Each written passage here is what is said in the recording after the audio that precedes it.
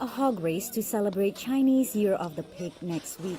The pig farmers in China face setbacks as the new year begins after American tariffs on soybeans hiked feed prices and forced many to cut their losses by slaughtering their herds.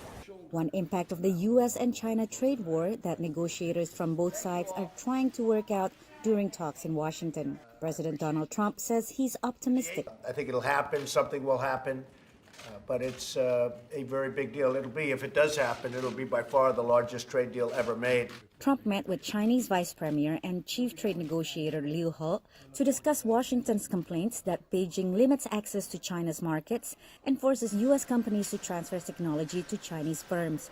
On Monday, U.S. prosecutors indicted Meng Wanzhou, the chief financial officer of Chinese telecom giant Huawei Technologies, on charges of violating sanctions against Iran and stealing trade secrets from American T-Mobile. In an effort to build their own robot, Huawei's engineers allegedly violated confidentiality and non-disclosure agreements with T-Mobile by secretly taking photos of the robot, measuring it, and even stealing a piece of it. Beijing urged the U.S. to stop what it calls unreasonable suppression of Chinese companies. The White House insists the indictment is not linked to the talks. They're a totally separate process. The negotiations on the trade front will continue to be ongoing. Trump last met with Chinese President Xi Jinping in December at the G20 in Argentina.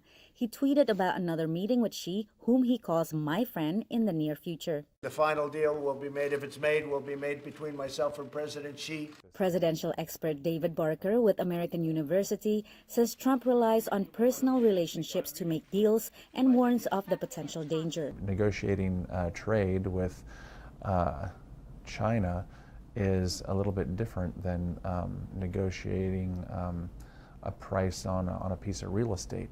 And so when you don't do your homework, especially when you have these, cross-cultural dynamics going on, things can go really south.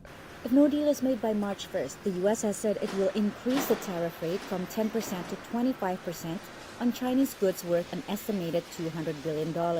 The president has also threatened tariffs on an additional $267 billion worth of Chinese products. Patsy Widakuswara, VOA News at the White House.